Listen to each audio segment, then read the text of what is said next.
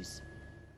Now, more on the latest building collapse in New York. You might have heard a few moments ago I was talking about the Salomon Brothers building collapsing. And indeed it has. Apparently that's only a few hundred yards away from where the World Trade Center towers were.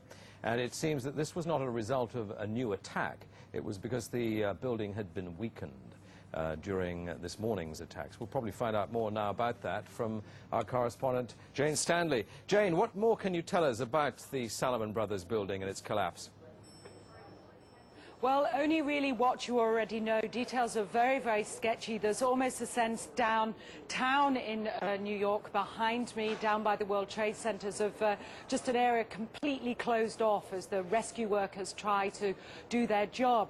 But this isn't the first building that has suffered as a result. We know that part of the Marriott Hotel next to the World Trade Center also collapsed as a result of this huge amount of falling debris from 110 floors of the two twin towers of the World Trade Center.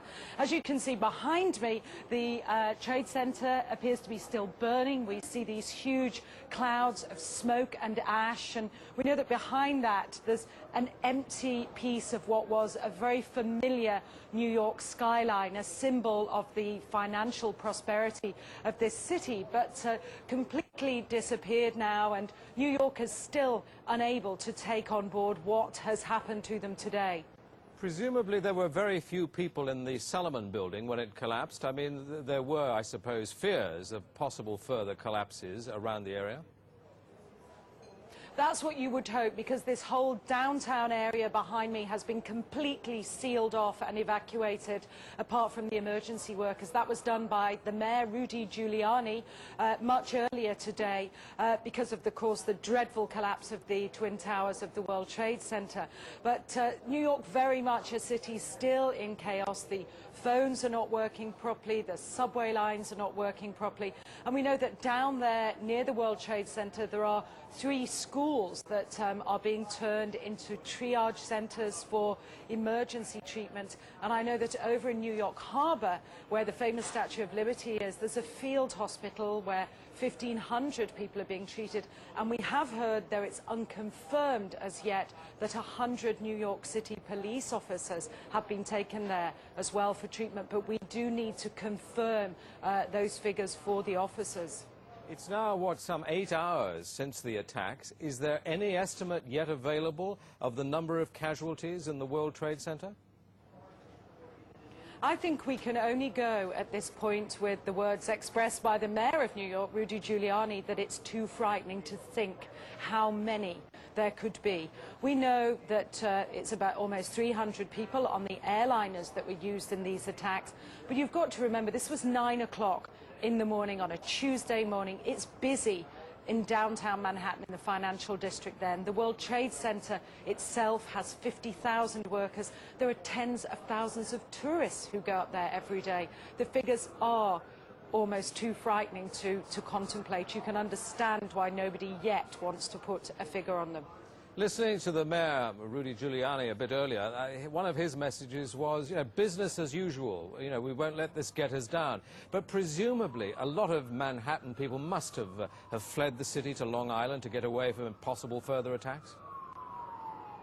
Well, a lot of people were certainly trying to, but you remember that very early on, all the bridges and tunnels to the city, as well as the airports, were closed. New York was sealed, essentially. Now, we do know that the Long Island Railroad has begun running again to get people out of the city if they can, and people who can't manage to get out and perhaps lived in that area, they're being offered accommodation in empty school buildings. But certainly I saw earlier on today huge crowds of people desperately trying to walk up upper Manhattan to get as far away as possible.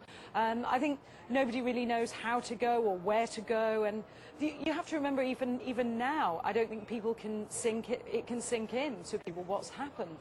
We haven't for the past hour or so heard much from the people of Manhattan. You're with them there. I mean, what are they saying tonight after this catastrophic attack? As I said, many just cannot believe this has happened, and I've seen you know, big burly men and women with, you know, tears in their eyes today, shaking their heads, wondering what on earth is going on. There was a sense of panic. Our reports from the scene were of people just absolutely horrified. And I've already seen some photographs of that a man took down in the downtown area, and it looks like the aftermath of a huge atom bomb or something, just full of debris and of like a white carpeting of snow from all the dust and rubbish that had fallen.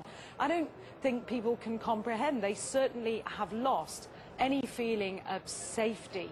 There's still a great pride in the city. People are determined to fight back, but a great sense of shock and loss. People keep looking at the sky, for example, where you can see the plume of smoke and say, when that's gone, it won't be there anymore. Our Twin Towers won't be there. Such a symbol of New York. Are they talking yet about revenge and what the government should do to counter this threat, or are they numb still? I think people are still numb, and I don't think people are talking about revenge in that way at all yet. I think people are still too traumatized. We don't know how many people have been killed. We can't even put a figure. I think when you talk to people on they daren't even say how many people might have been killed and injured. And I think that feeling, until the idea of the devastation, people don't really know what to say or what to think. I think they feel the bubble of their security as being in America has definitely been popped. This city and this country will not be the same. But they don't really know where to turn. That's the very sad thing. I think there's going to be a lot of very, very traumatized people that has hit them very, very hard. Jane, I think many of us, when we heard the news, perhaps on the radio earlier today, were completely flabbergasted by it and just couldn't comprehend it. I mean, it almost sounded too far-fetched. I was wondering what it's felt like for you being in Manhattan. Well, unfortunately, I think we've lost the line with Jane Stanley in Manhattan. Perhaps we can rejoin her and follow that up later. Across America, citizens are trying to come to grips with the enormity of what has happened.